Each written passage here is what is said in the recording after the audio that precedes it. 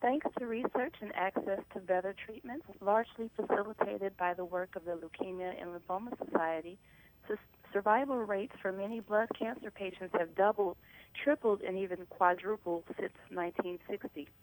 But despite these advances, more than a third of blood cancer patients still do not survive 5 years after their diagnosis. Christine Attia knows firsthand how overwhelming and terrifying a blood cancer diagnosis can be. Christine lost the love of her life, fiancé David LaRich, just 2 years after he lost a courageous 6-month battle with acute myeloid leukemia, or AML, a blood cancer for which there is no screen, no test, and maybe worse, there have been no new treatments found in over 30 years. After Dave's death, Christine found the LLS athlete program team in training. Just 6 months after David's death in 2013, she participated in her first team in training event with her brother and raised $20,000 for ALS.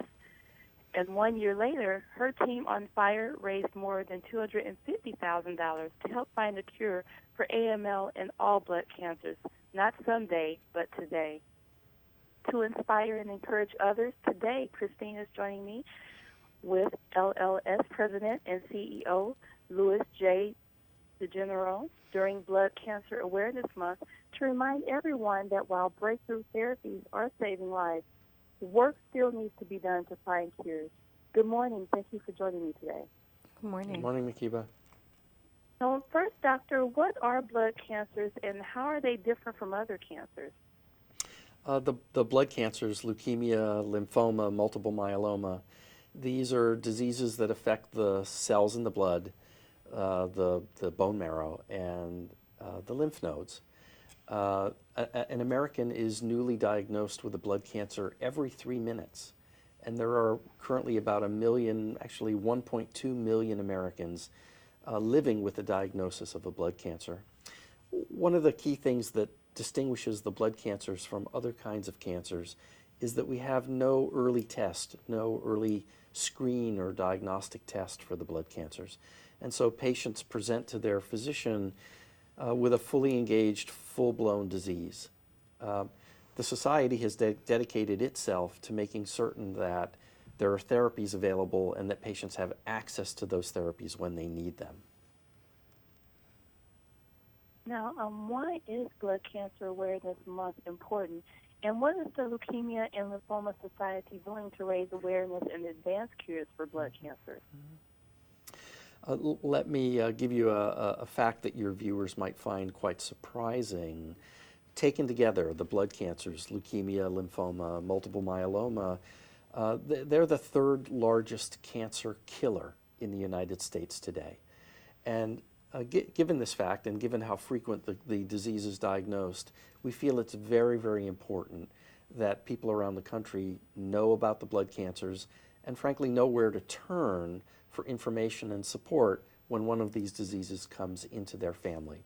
So we're taking advantage of the month of September, Blood Cancer Awareness Month, to get the word out, to make certain that there are education programs and awareness programs across the country.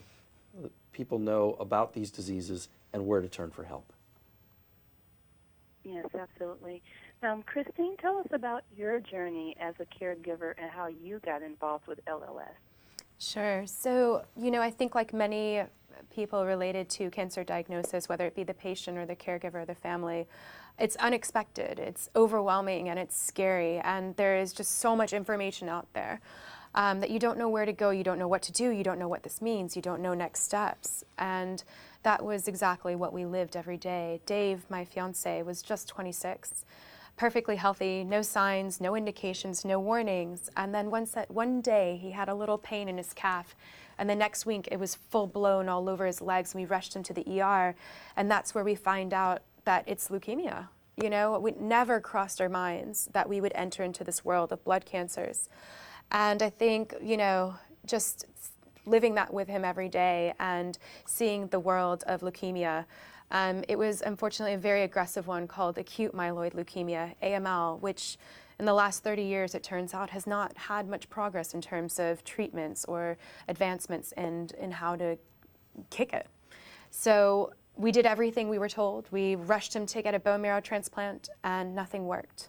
6 months later, he passed away. And it didn't make sense. It didn't seem real. I couldn't process the fact that this healthy young guy is gone, and he didn't even stand a chance. And I needed something. I needed to do something. I needed to take action. And that's where I turned to the Leukemia Lymphoma Society and worked with my local chapter. I just sat down with someone and asked them, what can I do? I'm just one person. I'm not a doctor. I'm not trained. And they're like, don't worry. There's so many different things. Here's one that you can do today. And it was team and training. And I signed up for my first race. And let me tell you, it was an experience that changed my life forever. And we raised an incredible amount of money in a short period of time. And we created so much awareness about Dave's story and about AML and how there is no screening. There is no discrimination. It can hit anyone, all ages. And I think that that has created this momentum towards me feeling like I can do something on behalf of Dave. Yes. Now, what would you say to a family member or someone who has a loved one who was recently diagnosed with a blood cancer, and where can they turn for support? Yeah, that's a great question. It's actually a really tough one because each diagnosis, each experience is so different and so personal and unique. I would say, though, that you're not alone. Cancer is a very scary thing, regardless of what type, but leukemia is something that there are support networks out there. There are resources out there now, like the Leukemia Lymphoma Society. Even their website at lls.org has so much information, and they can really guide you through taking away that fear of the unknown and understanding where to go and what to do. I would say that that was probably one of the biggest lessons learned the hard way, is that there is support out there. There are resources out there. There are people who have been through this before, and there's so much to share and cope when you join that resource or when you talk to someone about this. Yes, absolutely. Now, Doctor, how does the LLS work to find and fund new treatments and cures? We've been focused on research. Over our 66-year history, we've been able to deploy over $1 billion to support cutting-edge research. That research has helped move the survival rates for childhood leukemia from 3% in the 1960s to nearly 90% today. 15 years ago, we helped create a therapy that has taken a deadly cancer, chronic myeloid leukemia, and turned it into a disease where patients treat themselves at home by taking 2 pills a day, and they live long and healthy lives. Last year alone, LLS research led to what was considered the scientific breakthrough of the year, a therapy called immunotherapy, using the patient's own immune system to find and attack and eliminate the cancer. And the good news here is that while we pioneered it in the blood cancers, this therapy is now being tested in many other forms of cancer: breast cancer, colon cancer, prostate cancer. We're making really great progress, but the reality is, and you mentioned it in your intro, the job's not done. Fully a third of blood cancer patients do not survive 5 years past their diagnosis. We need to keep the pressure on. We need to continue to raise funds, fund research, and find those therapies that will close the gap. Yes, absolutely. And can you share with us, Doctor, how close are we to cures, and what does that mean for LLS? Well, you've heard about the great progress we're making. We're getting closer and closer to cures, but the real challenge is to keep up that pressure, continue to raise those funds, deploy them strategically into the right research, close that gap, and bring those cures forward. Yes, absolutely. And then lastly, Doctor, where can people go for more information on your programs? Yeah. Again, the best place, the Leukemia and Lymphoma Society website, lls.org, lls.org. Patients, caregivers can go there for support and information. People who want to join the fight can go there and find ways to raise funds and fight for the cure. Thank you so much. And during this Blood Cancer Awareness Month, to learn more about blood cancers and how you can help, please visit the Leukemia Lymphoma Society website at www.lls.org.